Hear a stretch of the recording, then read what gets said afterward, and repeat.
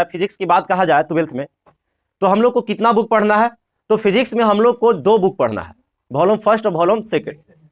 पहला बुक में हम लोग को क्या क्या पढ़ना है, वो पहला बुक से कितना नंबर का क्वेश्चन आता है, दूसरा बुक में हम लोग को क्या क्या पढ़ना है, उससे कितना नंबर का क्वेश्चन आता है, हम लोग स्पष्टीकरण करेंगे यहाँ पे, ठीक है। और सबसे पहला बात आपको ध्यान ये होना चाहिए कि आज करेंट स्टार्ट होगा, और करेंट का क्या महत्व है जरूर हम बताएंगे इसमें, ठीक है ना।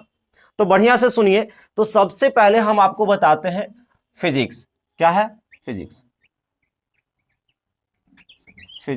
इसमें अगर सिलेबस तो हम लोग को फिजिक्स को 4 भाग में बांटकर पूरा पढ़ लेते हैं। पहला में पढ़ना है इलेक्ट्रोस्टेट। क्या है?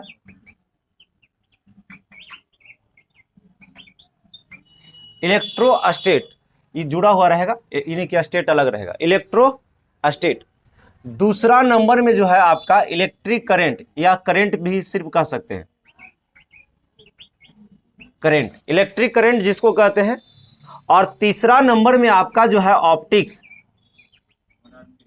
और चौथा नंबर में आपका क्या है,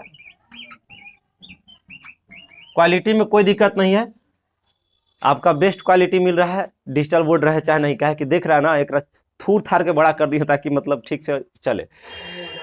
अब इसमें सबसे पहले देखा जाए कि हम लोग को आज आपका करंट शुरू होने वाला है, और 28 नंबर पूरा करंट से देता है क्वेश्चन। कितना नंबर देता है बाबू? 28 नंबर करंट से क्वेश्चन है, जिसको हम लोग विद्युत धारा कहते हैं, इलेक्ट्रिक करंट। अगर 2020 और 22 का तुम जाकर देखोगे ना, 21-22 का फेज में, यहां से दुगना का फेज, अच्छा दुगना देगा तो 56 नंबर के देना चाहिए। यहां से हम 60 नंबर तक का क्वेश्चन देखें। कितना नंबर का क्वेश्चन देखिए? 60 नंबर तक के कहां से देता है आपका? ओनली करंट से। जो बच्चा को सब इसम नहीं समझ में आया या नहीं पढ़ने का मन है, खाली करंट भी पढ़ लेगा, तो 60 नंबर तक का हम देखे हैं कि कहां से दिया है आपका, करंट से। अगर 30 नंबर की बात कहा जाए आपका प्रैक्टिकल, तो ये तो मिलना ही मिलना है, चाहे तुम पढ़ने में तेज रहो चाहे भोंद रहो, खाली जाने वक्त 1 केजी कुछ उठाकर मिठाई लेके चल जाना, करना सब खा लीजिएगा, उतना नंबर। 30 नंबर, तो 30 में 28 तो देगा ना रे, कहने के मतलब 30 नंबर तो प्रैक्टिकल है। यानी आप यहाँ 90 कर रहे हैं सिर्फ किसके पढ़ के बाबू? आप सिर्फ करंट को पढ़कर कितना ला सकते हैं? 90।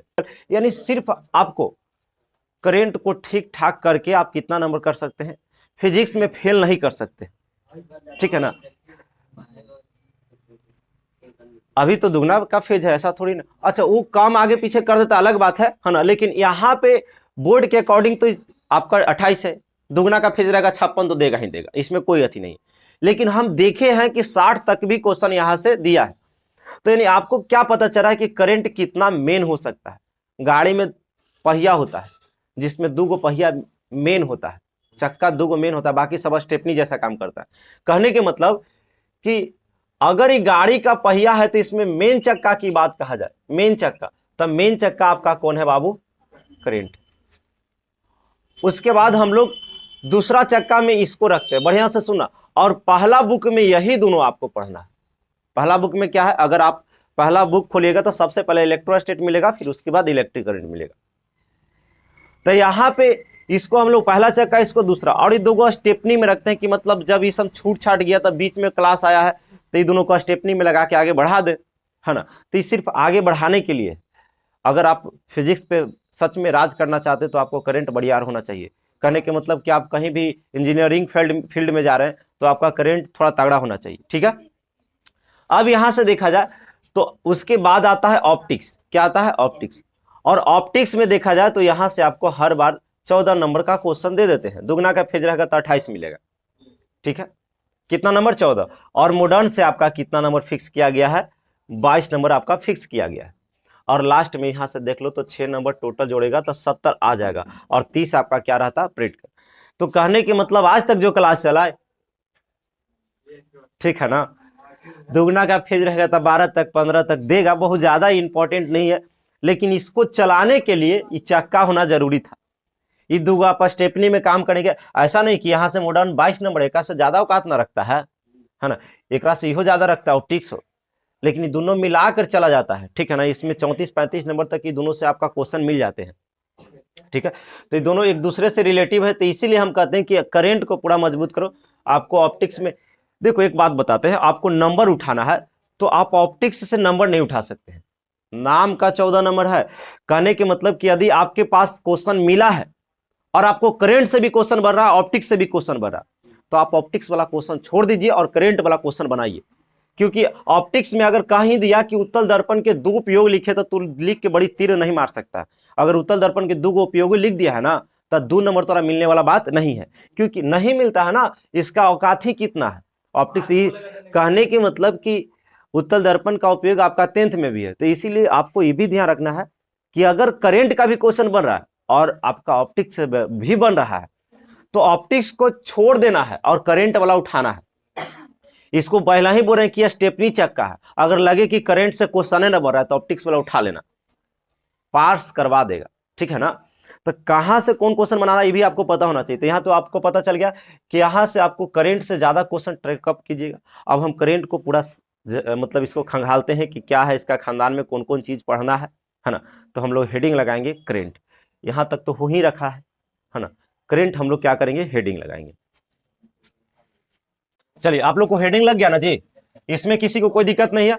इलेक्ट्रिक करंट से कितना नंबर का क्वेश्चन आपको वहां पूछा जाएगा, तो आपको ध्यान रखना है 28 मार्क, ठीक है, यानी 28 नंबर आपका कवरेज देगा। अब इसमें कौन कौन सा टॉपिक हम लोग को पढ़ना है जो यहां से 28 नंबर का क्वेश्चन आता है।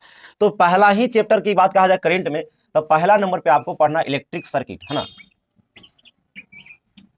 इलेक्ट्रिक सर्किट जिसको कहते हैं विद्युत परिपथ। यहां से 8 से 10 नंबर का क्वेश्चन ए वाला दे देता है, विद्युत परिपथ, ठीक है, समझिएगा। दूसरा नंबर में आपका क्या है बाबू, इसका तो हिंदी हो गया। दूसरा नंबर में है magnetism and magnetic effect of current, magnetism and magnetic effect of current. क्या छोड़ा हुआ है, यानी हम लोग इसको क्या बोल सकते हैं, विद्युत चुंबकत्व। मैग्नेटिज्म को बोलते हैं बाबू चुंबकत्व, क्या बोलते हैं, चुंबकत्व, चुंबकत्व, चुंबकत्व एवं मैग्नेटिक इफेक्ट ऑफ करंट का मतलब हुआ विद्युत धारा का चुंबकीय प्रभाव। तो चुंबकत्व एवं है ना विद्युत धारा का चुंबकीय प्रभाव, चुंबकीय प्रभाव, ठीक है। इसमें बोलो नहीं, चुंबकत्व एवं विद्युत धारा का चुंबकीय प्रभाव, हाँ चुंबकत्व, चुंबकत्व एवं विद्युत धारा का चुंबकीय प्रभाव। अरे 4 गो इसमें पढ़ना है। तीसरा का नाम है इलेक्ट्रोमैग्नेटिक इंडक्शन, और इसी में आपको पढ़ना है अल्टरनेटिंग करंट, है ना। तो electromagnetic effect, sorry electromagnetic induction and इसी में आपको पढ़ना है अल्टरनेटिंग करंट। क्या पढ़ना है, लिखते चलिए, करंट, जिसको हम लोग हिंदी में कह सकते हैं विद्युत चुंबकीय प्रेरण। इलेक्ट्रोमैग्नेटिक इंडक्शन विद्युत चुंबकीय प्रेरण, है ना, विद्युत चुंबकीय आपका प्रेरण हो गया, प्रेरण एवं अल्टरनेटिव करंट के मतलब होता है प्रत्यावर्ती धारा। अभी लिख लो तब समझाएंगे, प्रत्यावर्ती धारा। और लास्ट में एक आपका हो जाएगा जिसका नाम है इलेक्ट्रोमैग्नेटिक वेव, है ना। क्या नाम है, इलेक्ट्रोमैग्नेटिक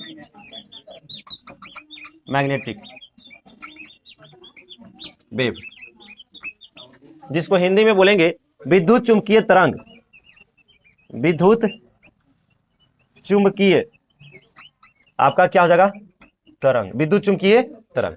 इतना ही टॉपिक को हम लोग इसमें 28 नंबर में कवर करेंगे। आप सभी इसको पहले उतार लो, तब इसको समझा देंगे क्या है। चलो अरे ध्यान देंगे। यहाँ से सबसे पहले यहाँ करंट में देखा जाए तो आपको कितना टॉपिक पढ़ना है, कितना टॉपिक पे जिक्र करना है बाबू, 4 टॉपिक पे। पहला का नाम क्या है आपका, इलेक्ट्रिक सर्किट, इलेक्ट्रिक सर्किट, विद्युत परिपथ, और यही आज स्टार्ट होगा।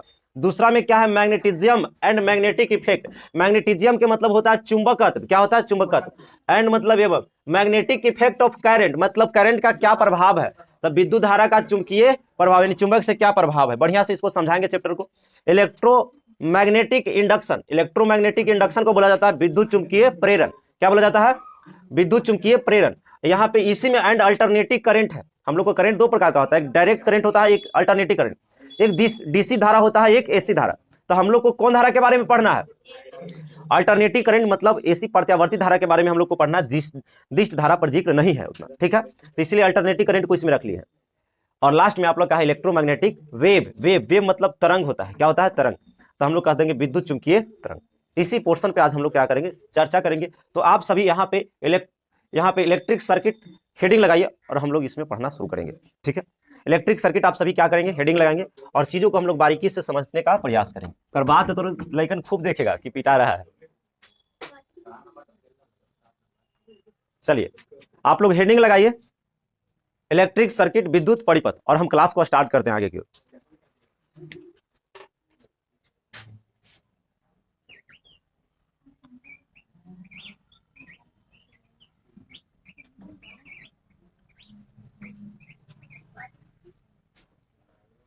चलिए फटाफट हेडिंग लगाइए।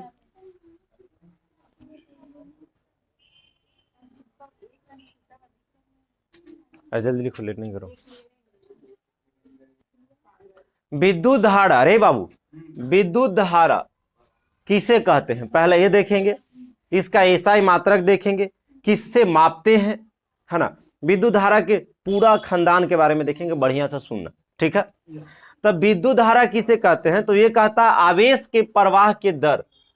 यहां पे हम लिख देते हैं कि विद्युत धारा को सबसे पहले की सूची तो आई से करते हैं। तो ये क्या कहता है?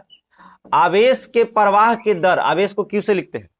आवेश के प्रवाह के दर को हम लोग क्या कहते हैं? विद्युत धारा कहते हैं। बढ़िया से सुनना, हम क्या बोल रहे हैं कि आवेश के प्रवाह के दर को क्या कहते हैं? विद्युत धारा। यहां से मान लेते हैं कि समझिएगा, थोड़ा सा हम ठेठ में समझाते हैं। नदी का धारा किसे कहते हैं बाबू? तब पानी के प्रवाह के दर को नदी का धारा कहते हैं। अगर कहेगा नदी का धारा बताइए, तो उसमें पानी बहेगा तो नदी के धारा है। मान लेते हैं कि कोई तो दोस्त है और तो टैंकर लेके गया है, एगो तालाब में लेके गया, पानी नहीं बह रहा है, तो तोरा कहेगा देखो पानी कितना अच्छा से बह रहा है। तो अगर कान तुरंत इठ देगा इसे कि पानी कहाँ बह रहा है। कहने के मतलब बहना मतलब चलना होता है। तो अगर पानी चल रही है यहां से, तो समझो कि आपको नदी का धारा होगा। अब पानी रुका हुआ है तो धारा है ही नहीं। तो धारा तो आपको समझ में आ रहा है कि जब कोई चीज फ्लो होता है, बहता है, तो धारा होता है। तो यहाँ विद्युत धारा पर है, नदी का धारा नहीं। तो विद्युत धारा में आपको जल को नहीं बहाना है, आवेश को। किसको? आवेश, है ना। तो कहेंगे आवेश के प्रवाह के दर, मतलब दर मतलब हुआ आवेश कितना जा रहा है, कितना समय में जा रहा है। दर के मतलब टाइम। तब बढ़िया से सुना, कहेंगे आवेश के प्रवाह के दर को क्या कहते हैं? विद्युत धारा। आप लोग को ये भी बताए थे कि आवेश क्या है। था आवेश, तो हम आप लोग को बताए कि जब इलेक्ट्रॉन के स्थानांतरण होता है तो आवेश उत्पन्न होता है। एक दो के लक्षण दे रहा, पहले रुकेंगे और बाद पहले पीटेंगे। आवेश किसे कहते हैं बाबू? तो हम ये भी छोटा बात में बताएं कि जब इलेक्ट्रॉन स्थानांतरण होता है तो आवेश उत्पन्न होता है, और जब आवेश स्थानांतरण होता है तो क्या होता है? विद्युत धारा। यानी जब इलेक्ट्रॉन चलना शुरू करेगा तो समझो कि आवेश आएगा। तुम लोग को हम एक सिंपल सा उदाहरण दिए थे कि जैसे आवेशित करने का 3 गो विधि बताए थे, चालन विधि, प्रेरण विधि, घर्षण विधि। इस प्रकार से जैसे मान लेते हैं कि बॉडी अनचार्ज है, इसको हम लोग ऐसे रगड़ते हैं बाल में, तो इससे आवेश कहाँ चल गया? इसमें। तो गति किया, इसमें आ गया, तो चार्ज हो गया, ये आवेशित हो गया, और छोटा छोटा कागज उगज के चिपकाने लगता है ना। तो आपको समझना है कि जब इलेक्ट्रॉन चलेगा तो आवेश उत्पन्न होगा, और आवेश चलेगा तो क्या उत्पन्न होगा? विद्युत धारा। यही चीज को ध्यान रखना। हम आप लोग को बताएं Q बराबर होता है Ne। क्या होता है? Q बराबर Ne, मतलब कितना नंबर जा रहा है, मतलब नंबर ऑफ कितना इलेक्ट्रॉन जा रहा है। जैसे आवेश, इलेक्ट्रॉन जब जा रहा है तो आवेश उत्पन्न हो रहा है, इलेक्ट्रॉन जा रहा है तो क्या उत्पन्न हो रहा है? आवेश। तो कितना इलेक्ट्रॉन जा रहा है, नंबर ऑफ इलेक्ट्रॉन हो गया, यानी Ne और बटा T। तो यहाँ पे समझिएगा थोड़ा सा बढ़िया से, हाँ नीचे कुछ लिखा है T है। तो यहाँ कह सकते हैं कि आवेश के प्रवाह के दर को विद्युत धारा कहते हैं। आवेश के प्रवाह के दर को क्या कहते हैं? विद्युत धारा कहते हैं। विद्युत धारा को आई द्वारा सूचित करते हैं। इसका SI मात्रक क्या होता है? एम्पियर। क्या होता है? एम्पियर, है ना। एम्पियर को हम लोग किससे लिखते हैं? शॉर्ट में A से। बढ़िया से समझना है, इसको मापते ए मीटर से है, ठीक है ना, लेकिन SI मात्रक की जिक्र करेगा तो इसका क्या हो जाएगा? एम्पियर।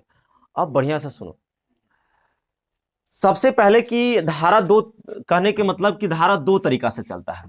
पहला चलता है एक समान रूप से धारा चलता है, और दूसरा जो चलता है वो असमान रूप से। समान रूप के मतलब ये हुआ कि लगातार बह रहा है तो उसको समान कहते हैं। अगर 20 का स्पीड धैले है तो 20 से के स्पीड से यदि बार बार धारा जा रहा है तो कोई दिक्कत नहीं, समान रूप से धारा बह रही है। लेकिन अगर कभी ज्यादा हो जाए, कभी कम हो जाए, कभी ज्यादा, तो उसको असमान कहते हैं। कभी कभी बाढ़ आता है तो देखना एकदम हर समय कुछ ना कुछ पानी बढ़ते निकल जाता है, एकदम बढ़ते रहता है, तो कह रही तो पूरा असमान रूप से बढ़ रहा है। कहने का मतलब हर समय कुछ ना कुछ बढ़ जा रहा है। तो कहने के मतलब क्या है कि यदि एक समान रूप से धारा जा रहा है तो उसका फॉर्मूला कुछ अलग हो जाता है, और असमान रूप से जब धारा जा रहा है तो उसका फॉर्मूला कुछ अलग होता है। यहाँ पे डिफ्रेंसिएशन का यूज होगा, मैथ में पढ़ना है, थोड़ा सा बताएंगे क्योंकि जितना जरूरत है। तो बात को समझिएगा, जब समान रूप से है ना, समान आवेश प्रवाह हो रहा है, समान आवेश प्रवाह प्रवाह हो रहा है, तो आपको जो फॉर्मूला की यूज करना है, आई बराबर है ना, क्या करेंगे, समान आवेश प्रवाह हो रहा है तो आई बराबर हम लोग क्या करेंगे, क्यू बाई टी, या इसको एनी बाई हम लोग क्या कर सकते हैं, टी। अगर समान रूप से आवेश प्रवाह हो रहा है तो आपको इस फॉर्मूला की यूज करना होगा। और असमान रूप से, बढ़िया से समझिएगा, जब धारा आगे पीछे होकर जा रहा तो असमान रूप हुआ, तो उसमें कह सकते हैं कि असमान, असमान आवेश प्रवाह हो रहा है ना, असमान क्या हो रहा है, आवेश, आवेश प्रवाह हो रहा है। तो धारा का जो फॉर्मूला लगेगा डी क्यू बटा क्या लगेगा बाबू, डी टी। अरे बढ़िया से सुना, यदि धारा लगातार चल रही है एक समान रूप से तो हम लोग लगाएंगे आई बराबर एनी बाई टी क्यू, के अभी न्यूमेरिकल बनाने वाला है, दिमाग में काम करेगा तो कहां से न्यूमेरिकल बनाओगे। लेकिन असमान रूप से धारा अगर जा रहा है, कभी ज्यादा कभी कम, तो हम लोग कौन फॉर्मूला की यूज करेंगे, आई बराबर डी क्यू, मतलब आवेश हमेशा डिफ्रेंसिएशन करना, मतलब बदल रहा है, किसके सापेक्ष बदल रहा है, तो टाइम के सापेक्ष। समय आगे पीछे हो रहा है तो उसका धारा भी क्या हो रहा है, आगे पीछे। तो आपको एक ही चीज ठेठ में ध्यान रखना है कि अगर समान रूप से धारा जा रहा है तो हम लोग ये फॉर्मूला की यूज करेंगे, और असमान रूप से, जैसे आपको कहेगा कि प्रति सेकेंड, क्या बोलेगा, प्रति सेकेंड, है ना, प्रति सेकेंड, है ना, सेकंड या सेकेंड कर देते हैं। अगर कहेगा कि 600 इलेक्ट्रॉन क्या हो रहा है, प्रवाह हो रहा है, 600 इलेक्ट्रॉन क्या हो रहा है बाबू, प्रवाह हो रहा है, इसके मतलब क्या हुआ कि हर सेकेंड उसका 600 इलेक्ट्रॉन जा रहा है ना। ये तो समान आवेश है, हम लोग किसका यूज करेंगे, इसका। लेकिन कभी कभी आपको दे देगा कि आवेश जो है कभी चलता 4t² प्लस 3t या प्लस 5 में, यानी देखो समय के साथ इसका मान भी बदल रहा है, समय पहले स्क्वायर में था, फिर मतलब इसमें बदल रहा है, 4t है फिर 3t 5, तो हम लोग इसमें इसका यूज करेंगे डिफ्रेंसिएशन का। तो कुछ देरी में आप लोग को डिफ्रेंसिएशन सिखाएंगे, कोई ज्यादा हार्ड नहीं है ना। तो यहां तक में तो दिक्कत नहीं होना चाहिए कि समान रूप से जब धारा जाएगा तो आपको इस फॉर्मूला की यूज करना है, असमान रूप से जाएगा तो इसका यूज करना है। अब इस पे हम क्वेश्चन का भी जिक्र करेंगे कि कैसे कैसे क्वेश्चन पूछेगा, तो पहले हम लोग इतना चीज को पहले लिखवा देते हैं, है ना, तब आगे की ओर बढ़ेंगे। तो आप लोग विद्युत धारा लिख के डैश दीजिए, विद्युत धारा लिखकर क्या कीजिए, डैश दीजिए। चलिए आंसर में लिखिएगा, स्पीड धैले रहो, ठीक ना। ये मत सोचो कि हम ही खाली पढ़ रहे हैं और कोई ना कोई पढ़ रहा है, ठीक है, इसलिए थोड़ा अप टू डेट रहना। विद्युत धारा लिखो, आवेश के प्रवाह के दर को, आवेश के प्रवाह की दर को, आवेश के प्रवाह के दर को, आवेश के प्रवाह की दर को विद्युत धारा कहते हैं। आवेश के प्रवाह की दर को विद्युत धारा कहते हैं। विद्युत धारा को आई द्वारा सूचित किया जाता है, विद्युत धारा को आई द्वारा सूचित करते हैं, आप सभी लिखते रहे, विद्युत धारा को आई द्वारा हम लोग क्या करते हैं, सूचित करते हैं, विद्युत धारा को आई द्वारा सूचित करते हैं, लिखा गया, आई द्वारा सूचित करते हैं। अब उसके बाद लिखिए पैराग्राफ चेंज करके कि ऐसा इसका एस आई मात्रक, इसका एस आई मात्रक, इसका एस आई मात्रक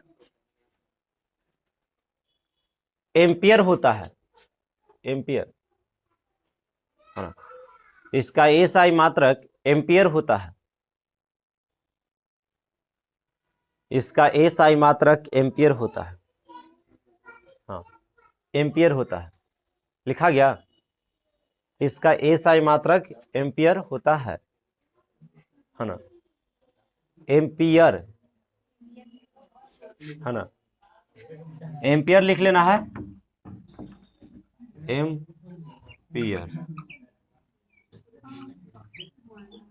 ठीक है, एम्पियर होता है। चलो लिखा गया।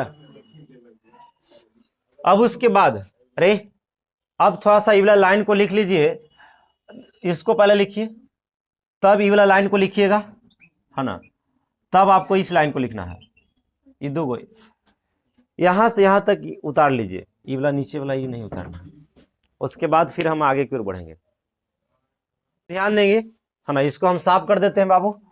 अब कुछ थोड़ा सा ऑब्जेक्टिव क्वेश्चन एक दो को देख लेते हैं, तब फिर हम लोग न्यूमेरिकल पे आएंगे, ठीक है। अभी न्यूमेरिकल पे तुरंत नहीं आना है। तो आप सभी को पता है कि आवेश के प्रवाह होगा तब क्या होगा, विद्युत धारा होगा, है ना। इसको तो आप रिचार्ज कर लिए हैं, आवेश के प्रवाह, आवेश के प्रवाह, है ना, के दर, प्रवाह के दर। चलिए को हम लोग क्या कहते हैं, विद्युत धारा। यहाँ पे एक क्वेश्चन लिखिए तो हम देखना चाहते हैं, लिखो विद्युत धारा, विद्युत धारा किसके प्रवाह का दर है। ऑप्शन ए में आप लोग तो जान ही रहे हैं किसका होगा जी, तो ऑप्शन ए में लिखिए इलेक्ट्रॉन, ऑप्शन ए में लिखिएगा, आप लोग लिख लीजिएगा इलेक्ट्रॉन। बी में लिख लीजिएगा प्रोटॉन, है ना, और सी में कर लीजिएगा आयन, और डी में आपका एक रहेगा नन ऑफ दीज। देखो यही थोड़ा सा ध्यान देना, ऐसी क्वेश्चन देता है आपको। जानते हैं क्या विद्युत धारा किसके प्रवाह के दर है, आवेश, आवेश मिलवे नहीं करेगा ऑप्शन में, है ना। तो यहाँ पे आप लोग लगा लीजिए, इलेक्ट्रॉन को मारेंगे तो घूम जाएगा। अभी बताएंगे इलेक्ट्रॉन तो आवेश उत्पन्न होता है, तो विद्युत धारा कैसे हो जाएगा, है ना। ये सब के हम जानते हैं कि इलेक्ट्रॉन ने मारवे करता है, ये सब क्या अच्छा लगता है, ठीक है। आप इसको लिखे और बताओ कौन सही है। यहाँ पे किसको किसको लग रहा है कि इलेक्ट्रॉन, किसी को नहीं, प्रोटॉन कोई ना कोई की तो लग ही रहा है, ये नहीं लग रहा होगा, वो पक्का लग रहा होगा। तो इलेक्ट्रॉन नहीं होगा, प्रोटॉन भी नहीं होगा। यहां से आपको ध्यान देना है कि आयन होगा। क्यों, क्योंकि आवेश जो है, आवेश समझिएगा, आवेश जो है दो प्रकार का होता है। पहला जो होता है धन आवेश होता है, और क्या होता है, ऋण आवेश भी है। आयन भी दो प्रकार का होता है, धन आयन और ऋण आयन। तो समझिएगा कि वहां आवेश न देके कभी कभी आयन देके फंसा देता है, बच्चा रट के जाता है आवेश के प्रवाह के दर को विद्युत धारा कहते हैं, आवेश मिल ही नहीं रहा, तो कहता लगता है डी होगा, न तो ए मार देता है ना। ये टांगले है, हमको लग रहा है कि नहीं टांगे हुए। अब यहाँ पे ध्यान देंगे, तो यहाँ पे आपको आयन हो जाएगा। कोई दिक्कत है, क्योंकि आयन भी दो होता है, धन आयन और ऋण आयन, यानी आवेश जैसा ही है। तो आयन मतलब समझ गए कि ये जब हाँ धारा जाएगा, तो इसमें किसी को कोई दिक्कत नहीं। एक क्वेश्चन और बहुत अच्छा है, उसमें क्या कहता है कि जब किसी तार से, है ना, जब किसी, समझिएगा, जब किसी चालक तार से विद्युत धारा प्रवाहित हो रहा है, प्रवाहित हो रहा है, तो आपसे पूछेगा तार में कौन आवेश होगा, तार में कौन आवेश होगा। पहला नंबर बढ़िया से सुन लेना, क्या करें कि जब किसी चालक तार से विद्युत धारा प्रवाहित हो रहा, तो तार में कौन आवेश होगा, ये पूछा हुआ प्रश्न। पहला धन आवेश, है ना, धन आवेश, और बी में होगा आवेश, बी में होगा ऋण आवेश, क्या होगा, ऋण आवेश, और सी में होगा उदासीन, और डी में होगा नन। बताइए इसमें कौन होगा फटाफट। हम आगे क्वेश्चन लिखिए और इसमें आंसर बताने का प्रयास कीजिए। चलो, किसको किसको लग रहा है कि इसमें धन आयन होगा? एक गो, बहुत अच्छा, मुखिया बनेगी, है ना। चुनाव तुम अकेले जीत जाओगी, न तो कोई के अगर सपोर्ट करना है तो कर लो, वही है ना, न तो बाद में काम तो नहीं करना करेगी। यहां से बताओ कर धन आयन। और बता दो ऋण आयन किसको किसको लग रहा? उदासीन किसको किसको लग रहा?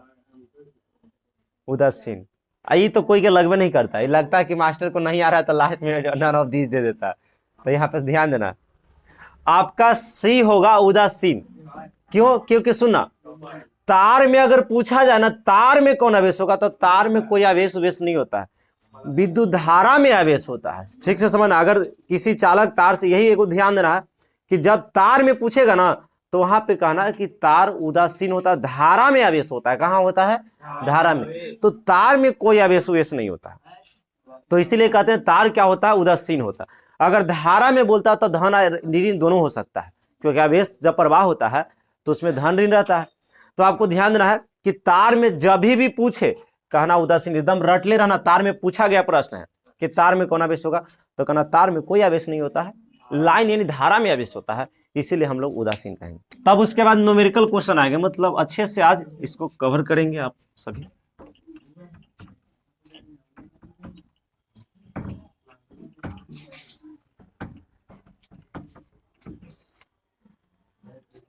चलिए हम लोग ध्यान देंगे कि सबसे पहले कि इसको हम लोग पॉजिटिव कहते हैं, इसको क्या कहते हैं? निगेटिव कहते हैं।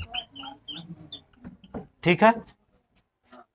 और यहां से विद्युत धारा जो है, विद्युत धारा हमेशा धन आवेश से ऋण आवेश की ओर जाता है, धन आवेश से ऋण आवेश, बड़ा वाला प्लस छोटा वाला माइनस। तब पहला नंबर आपको ध्यान रखना है कि इलेक्ट्रॉन जो है, इलेक्ट्रॉन ऋण आवेश से, ऋण बोले निम्न विभव से, क्या बोलेंगे? इलेक्ट्रॉन, इसको हम लोग निम्न विभव कहते हैं, इसको उच्च विभव कहते हैं। ठीक है। इलेक्ट्रॉन निम्न विभव से उच्च, है ना, उच्च विभव की ओर क्या होता है? प्रवाह। बढ़िया से समझिएगा, इलेक्ट्रॉन जो है आपका निम्न विभव से उच्च विभव की ओर चलता है। और दूसरा नंबर आप में आपको समझना है कि यदि इलेक्ट्रॉन ना बोल के प्रोटॉन बोले तो प्रोटॉन निम्न नहीं उच्च से चलेगा, निम्न, उच्च विभव से निम्न विभव की ओर। यहां पे आपको समझना है कि इलेक्ट्रॉन आपसे पूछेगा तो निम्न विभव से उच्च विभव की ओर बोलेंगे, और प्रोटॉन पूछेगा तो हम लोग कहेंगे उच्च विभव से निम्न विभव की ओर क्या होता है? प्रवाहित हो जाता है। और आपको आवेश की बात कहा जाए, समझिएगा, यानी विद्युत धारा, तो विद्युत धारा तो जान ही रहे कि उच्च विभव से निम्न विभव की ओर। इतना बात को थोड़ा सा आप लोग को ध्यान रखना है। तो ये दोनों को लिख लीजिए, तब हम लोग आगे की ओर न्यूमेरिकल पे आ जाएंगे। ठीक है, आगे की ओर हम लोग बढ़ते हैं। यहां तक में किसी को कोई दिक्कत है तो बता सकते हैं, यहां तक में दिक्कत नहीं होना चाहिए। अब आपका न्यूमेरिकल आता है, जो अभी हम क्वेश्चन लिए थे I बराबर dq बटा dt, और एक लिए थे NE बटा t। ठीक है, सबको हटा देते हैं पूरा, क्योंकि न्यूमेरिकल थोड़ा सा आपको ध्यान देना होगा।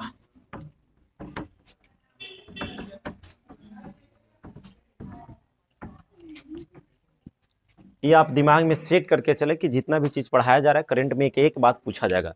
इलेक्ट्रोस्टेट में जिस तरीका से याद है उससे कहीं बेहतर इधर इसमें होना चाहिए। ठीक है, तो सबसे पहले आपको ये पता है वाला बात अभी कि एक समान आवेश प्रवाह हो रहा है ना। आवेश यदि प्रवाह हो रहा है ना, तो I बराबर क्या बताए? NE बटा टी का यूज करना है। कोई दिक्कत? एकदम रट जाना इस चीजों को। और यहां पे असमान आवेश प्रवाह हो रहा है ना, असमान आवेश प्रवाह। तो हम लोग I बराबर क्या बताया? dq बटा dt, यहां से डिफ्रेंशिएट करना होता है। तो पहले हम लोग इस पे क्वेश्चन लेते हैं, तब हम लोग इस पे लेंगे। कोई दिक्कत? तो आप सभी एक क्वेश्चन लिखे, है ना, किसी तार के अनुप्रस्थ क्षेत्रफल से या किसी तार से, हाँ किसी तार से प्रति मिनट है ना 600 इलेक्ट्रॉन प्रवाहित हो रही है, प्रवाहित हो रहा है ना, हो रहा है। तो इस तार से कितना धारा, किसी तार से प्रति मिनट 600 इलेक्ट्रॉन प्रवाह हो रही है या प्रवाहित हो रहा है, तो इस तार से कितना धारा, कितना एम्पीयर की धारा, इस तार से कितना एम्पीयर है ना, एम्पीयर की धारा गुजर रहा है, रही है। आप इसको लिख ले, इस तार से कितना एम्पीयर की धारा गुजर रही है। बस इतना ही क्वेश्चन है, अब इसको हम समझाएंगे, ठीक है, फटाफट। चलिए, कभी भी ऐसा क्वेश्चन रहे, ठीक से सुनो, कभी भी इस टाइप का क्वेश्चन रहे तो हम लोग बनाएंगे कैसे, क्योंकि एक क्वेश्चन हम देंगे बनाने के लिए। तो कह रहा है किसी तार से प्रति मिनट 600 इलेक्ट्रॉन प्रवाहित हो रहा है। यहां पे क्या कर रहा है, प्रति मिनट कितना इलेक्ट्रॉन प्रवाहित हो रहा है बाबू, 600 इलेक्ट्रॉन प्रवाहित हो रहा है। तो आपको यहां दिमाग में सेट करना होगा कि लगातार धारा बह रही है। आपका किस फार्मूला का यूज होगा, फर्स्ट वाला को। तो यहां पे आपको सबसे पहले एक चीज रिचार्ज कर लेना कि इलेक्ट्रॉन पर आवेश जो होता है वो हमेशा सेम रहता है, कहीं भी कुछ रहे। आपको इलेक्ट्रॉन जहां भी मिले तो आपको चार्ज कितना लिखना, 1.6 गुने 10 के पावर -19 कूलम है ना, क्योंकि आवेश का ऐसा मात्रा कूलम ही होता है। अब यहां से आपको क्या करना है कि यहां पे प्रति मिनट, तो टाइम दे दिया है कितना, 1 मिनट। जब भी ऐसा क्वेश्चन रहे तो आपको खींच के बाहर करने आना चाहिए कि एन का मान कितना है, ई का मान कितना है, टी का मान कितना है। तो ई का मान आपको तो रिचार्ज है, कोई दिक्कत नहीं है। टी समय की बात कर रहा है, प्रति मिनट, तो पहले क्या मिल गया, समय मिल गया, तो समय को लिखेंगे प्रति मिनट, मतलब 1 मिनट। इसको जब भी बनाइएगा तो सेकेंड में कन्वर्ट कीजिएगा। फिजिक्स का एक रूल है, कभी भी समय को मिनट में मत रख के चलेगा घंटा में, हमेशा सेकेंड, क्योंकि ऐसा मात्रा ही सेकेंड होता है। दिमाग में सेट कर लेना, कहीं भी मिनट मिला होगा सेकंड में बदलवे करना, ठीक है। आपका सेकंड में देता, बदलने की जरूरत ही नहीं था। तो आपको यहां तक ही काम कर लीजिए। ये 600 इलेक्ट्रॉन, यानी नंबर ऑफ इलेक्ट्रॉन कितना जा रहा है, 600, यानी एन बराबर आपका कितना दे दिया है, 600, कोई दिक्कत नहीं। और लास्ट में देखा जाए तो इलेक्ट्रॉन तो आपको ई के मान तो पते होता है, ये हमेशा के लिए। तो ई बराबर आपका कितना हो जाएगा, 1.6 गुने 10 के पावर -19 कूलम। आपको कुछ नहीं करना है, बस आपको फार्मूला पे रख देना है कि आपसे पूछ रहा है कितना एम्पियर की धारा, यानी आई पूछ रहा है ना, ये आपसे आई पूछ रहा है कितना एम्पियर की धारा। इसमें किसी को दिक्कत है, प्रति मिनट बोला, 1 मिनट लिखे 60 सेकंड में बदले। आपका नंबर ऑफ इलेक्ट्रॉन 600 है, ई का मान आपका वैल्यू हमेशा पता ही रहता है। आपसे आई पूछा जा रहा है ना, कि 600 इलेक्ट्रॉन प्रवाहित हो रही है, तो तार से कितना एम्पियर की धारा प्रवाहित होगी। अब हम लोग फार्मूला पे इसको सेट कर देंगे, एनी वाई किस पे करेंगे, टी पे, है ना। यहां तक में दिक्कत है। तो नंबर ऑफ इलेक्ट्रॉन कितना, 600 है, और ई का वैल्यू आप लोग जानते ही हैं, 1.6 गुने 10 के पावर -19, और बटा समय आपका कितना दे रखा है, 60 सेकेंड। इसमें तो दिक्कत नहीं है। अब यहां से आप लोग ऐसा भी कर सकते हैं कि अरे इसको ऐसा कर सकते हैं कि इसको हटा देते हैं, तो नीचे एक जीरो बैठेगा, इसको उड़ा दो एकदम डायरेक्ट, तो आपके पास कितना आ गया, आई बराबर 16 गुने 10 के पावर -19 कूलम हो गए, धारा के ऐसा मात्रा एम्पियर। ये आपका आंसर हो गया। कोई दिक्कत है, कभी भी ऐसा क्वेश्चन मिले तो उसको धड़ल्ले से एकदम बनाना करना, जानते हैं कि आई बराबर एनी बाई टी पर चलेगा। नहीं ना समझ में आ रहा है, नहीं आ रहा है ना, कह रहा है कि हमरा ना तो तू कितना समझा दे, अगर कोई घोर के पिलावे वाला चीज है तो पिला दिए, ठीक रहता है ना। देखो यहां से, किसी तार से प्रति मिनट, तो पहले क्या मिला, समय मिला, तो समय लिख दिए टी, 1 मिनट, कोई दिक्कत, बराबर कितना हो गया, 60 सेकेंड। आगे नंबर ऑफ इलेक्ट्रॉन कितना दिले है, 600, तो कह रहा है इस तार से कितना एम्पियर की धारा प्रवाहित होगा, आई बराबर बाट, ई का मान तुम जानते हो ना, ये तो रिचार्ज है कहीं भी, बस फार्मूला पे रख दिया आई बराबर एन बाई टी, क्योंकि एक समान रूप से जा रहा है। यहां से एन के जगह पे कितना 600, इलेक्ट्रॉन अपना जगह पे है, समय 60 था, पॉइंट हटाए हैं, जीरो बिठाए हैं, 600 कैंसिल, बचल का आंसर। जनी ध्यान है ना दिली थी, ये हम कह रहे हैं ना कि दूसरा के लेकर भी समझ जाएगा, ठीक है। हाँ कुछ बोलो। हाँ सर, समय बदल सकता है, सेकंड दे, हाँ 1 घंटा देगा तो 6, उसमें कितना से 3600 हो जाएगा रे, तो 3600 सेकंड से आपको भाग देना पड़ेगा, ठीक है। उतारो इसको। आप सभी क्वेश्चन लिखे, प्रति मिनट के जगह यहां प्रति सेकंड करो, क्या लिखो, प्रति सेकंड।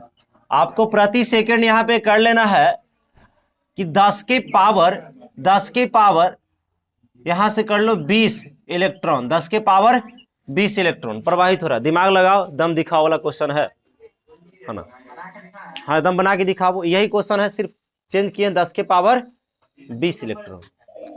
अरे हला नहीं करो, देखो यहां से, तो इसमें देखा जाए कि प्रति सेकंड दिया है ना, तो यानी प्रति सेकंड में मतलब 60 सेकंड होता है, 1 सेकंड नहीं, हमारा लाइकन ऐसा पढ़ता हुआ कि प्रति सेकंड मतलब पूछो 1 सेकंड, टाइम कितना दे दिया है 1 सेकंड, क्या इसको सेकंड से भी छोटा बदलेंगे, नहीं।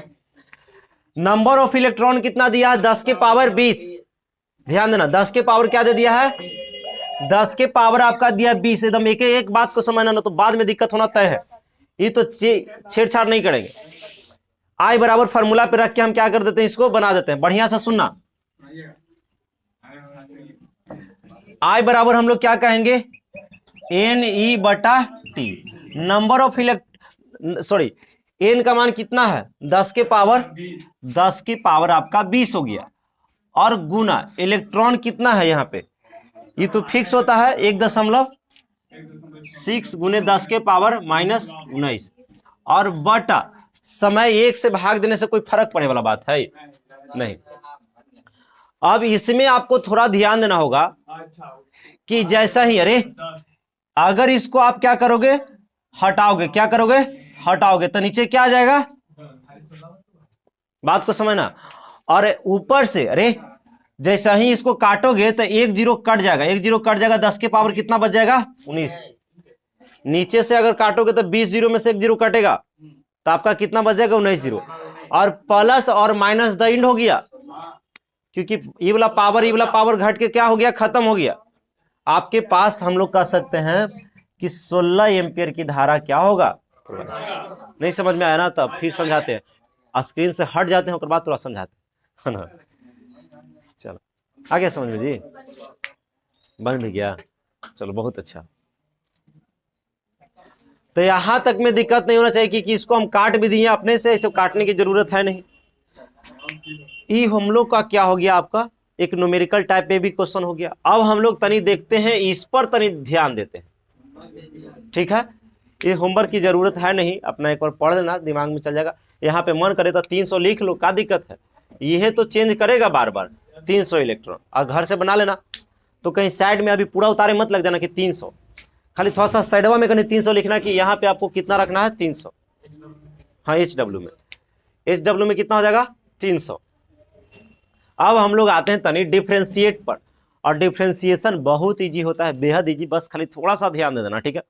तो इसको हटा देते हैं, अब साफ सुथरा से हम लेकर आते हैं इस पे क्वेश्चन। आप सभी लिखते चले, किस पे क्वेश्चन चलेगा बाबू, इस पे लिखो, किसी तार, रे फटाफट लिखो, किसी तार से प्रति सेकंड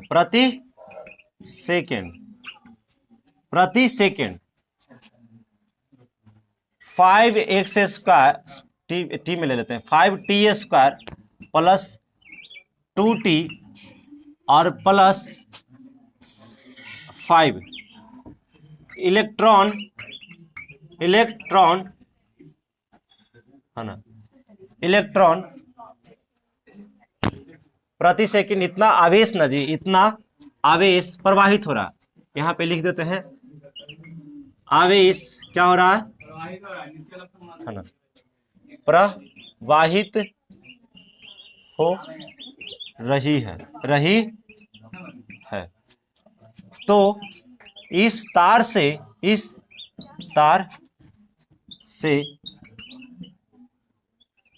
कितना धारा प्रवाहित होगी। बढ़िया से इसको क्या करो, लिखो पहले क्वेश्चन को, कि हम बनाते निकल जाए। लिखो नहीं, देख लो पहले, बाद में लिख लेना, सब बना देंगे तब। क्या करा, किसी तार से प्रति सेकंड इतना आवेश क्या हो रहा है, प्रवाहित हो रही है। तो कह रहा है कि इस तार से कितना एम्पियर का धारा जाएगा। ठीक है, तो यहां पे देखो आवेश जो जा रहा है वो नियत जा रहा है जी, समय बदल रहा है, अंक भी बदल रहा है, यानी हम लोग को इस पे चलेगा।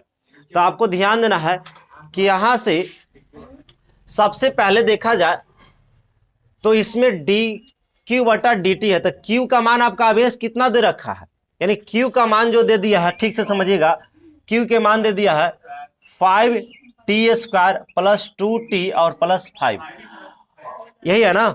और उसके बाद यहां से समय कितना, 1 सेकेंड दिया, तो एक के कोई महत्व है नहीं। आपको सीधे क्या लगा देना, फार्मूला आपका यहाँ पे ही लगा देना है। मतलब हम लोग सीधे क्या करेंगे कि t का मान कितना है, 1 सेकेंड, इसमें तो कोई दिक्कत नहीं है। तो आपको सिंपल क्या लगा देना फार्मूला कि I बराबर है ना, I बराबर क्या लिखेंगे, यानी इसको हम लोग Q का मान जो दिया, ठीक से समझिए, Q का मान कितना दिया है, 5t² प्लस 2t प्लस 5, यही है ना। हम लोग t के सापेक्ष इसको डिफ्रेंशिएट करेंगे। हम पहले ही बताएं कि DC इसमें आएगा, और DC अभी हम तो नहीं कि कैमरा ऑफ करके बता दिए, अब कैमरा ऑन में थोड़ा सा फिर बताएंगे, 1 सेकंड 2 सेकंड में बता देते हैं, भार ना पड़ता हमारा। ठीक है, तो इसमें आपको क्या करना है, डी क्यू लिखना है। क्या लिखना है, डी क्यू बटा डी टी। क्यों टी लिख रहे हैं, क्योंकि यहाँ टी में दिया है और टाइम के सापेक्ष ही करना है। तो यहाँ पे समझिएगा कि लगा देंगे डी, अब पूरा यहाँ से सबको अलग अलग डिफ्रेंशिएट कर देते हैं, चाहे इसको ऐसा कर लेते हैं, 5t² प्लस 2t प्लस कितना है 5, और यहाँ पे हम लोग क्या कर लेते हैं, डी टी। समझिएगा, कहने के मतलब डी है तो डी लिखे हैं, और क्यू के जगह पूरा बतवा को लिखे। बात को समझिएगा, डी है तो क्यू के जगह, डी है तो डी लिखे हैं, क्यू के जगह पूरा बात को लिख दिए हैं, और डी टी है तो डी टी। इसमें किसी को कोई दिक्कत नहीं। अब आगे बढ़ते हैं, तो यहां से क्या हो जाएगा, हम लोग कर सकते हैं कि डी क्यू बटा डी टी को आई कहते हैं, डी क्यू बटा डी टी को क्या कहते हैं, आई कहते हैं। तो मारेंगे ना तो सही हो जाएगा, है ना। कितने का सिखा दो ना तो बकरिया नहीं करवे करेगा, आई करते रहता है। देखो यहां से, तो हम लोग यहां तक तो कोई दिक्कत नहीं है, सबको अलग अलग डिफ्रेंशिएट कर देते हैं, यानी अरे न तो हम तुम लोग को एक शॉर्टकट बताएंगे। तो यहां से क्या करना है कि इसमें इसे गुना कर लेंगे, एक ही साथ करें, तो इसमें इसे गुना करेंगे तो कितना हो जाएगा, 10। अभी बताए थे कि ऊपर में से एक घटता है, तो 2 में से घटेगा तो खाली 1 बचेगा, और प्लस 1 कर माथा पे कितना है 1, तो 1 में इससे गुना करेंगे तो 2 ही रह जाएगा, और 1 घटेगा तो 0 हो जाएगा, तो t के पावर 0 यानी 1, तो 1 लिखने की कोई जरूरत है नहीं। और प्लस कांस्टेंट का क्या होता है, कांस्टेंट का आपका कितना हो जाता है 0, तो 0 भी लिखने की जरूरत नहीं है, काम खत्म, इतना एम्पियर, यही आपका क्या हो जाएगा आंसर। यहाँ पे इतना एम्पियर नहीं रहे, रुक जाओ, टी के मनवा रखो, टी कितना है, 1 सेकेंड है ना, तो यहाँ पे रख देना है I बराबर 10 गुना 1 और प्लस 2, तो हम लोग कहेंगे I बराबर कितना हो जाएगा, 12 हो जाएगा ना, कितना हो जाएगा 12 एम्पियर। नीचे शायद दिखाई नहीं दे रहा होगा, यहाँ पे कर लेते हैं, नहीं दे रहा है तो I बराबर 10 है तो कोई दिक्कत नहीं, 1 सेकेंड का मान हम लोग, सेकेंड का मान यहाँ दे ले, टाइम का मान दे ले 1 सेकेंड, 1 और प्लस 2, तो कहेंगे I बराबर 12 एम्पियर। यही आपका आंसर है। मुझे उम्मीद है कि अभी 100% समझ में नहीं आया है, 20 से 30% ही आया है ना। इसको हम अभी समझाएंगे कुछ देरी में, पहले उतारने का भी मौका नहीं देंगे, है ना। पहले हम इसको समझाते हैं, ठीक है। अच्छा उतार लेगा तब, ठीक, उतारो तब इसको समझाएंगे, तो 100% समझ में आ जाएगा। उतारो, चलो फटाफट ध्यान देंगे। सबसे पहले आपको क्या है कि इसको देख लेते हैं, ये वाला दिया है Q बराबर इतना दे दिया है, T 1 सेकेंड दिया है, यहाँ 2 सेकेंड 5 सेकेंड भी दे सकता है, ठीक है। तो हम लोग सबसे पहले Q बराबर इतना दे रखा है, तो हम लोग इसको क्या किए कि असमान जा रहा था, तो डी क्यू बटा डी टी का यूज किए। तो यहाँ पे डी क्यू बटा क्या होगा, डी टी, तो डी है तो डी, या क्यू की जगह हम लोग कितना बात को रखे हैं, ये पूरा बात को रखे हैं, नीचे डी टी, अब यहां से समझिएगा, डॉक्टर टी का है, डॉक्टर टी का है तो इलाज टी वाला होगा, तो इसका इलाज हुआ तो हम क्या बोले थे कि इसको पटक देना है, इसे गुना करना तो 10 और ऊपर घटा के लिखा जाता है, तो एक घटेगा तो खाली टी बचेगा, एक माथा पर कुछ नहीं तो एक है, इसको पटकेंगे दूर रहेगा, और ऊपर घटेगा तो एक में से एक जगह जीरो बचेगा, जीरो का कितना हो जाता है आपका, जीरो का मान 1 होता है। हाँ रे, टी के पावर अगर जीरो रहेगा तो इसका मान 1 होगा, तो 1 से गुना करने की कोई दिक्कत है नहीं, नहीं करोगे तो ये चल जाएगा।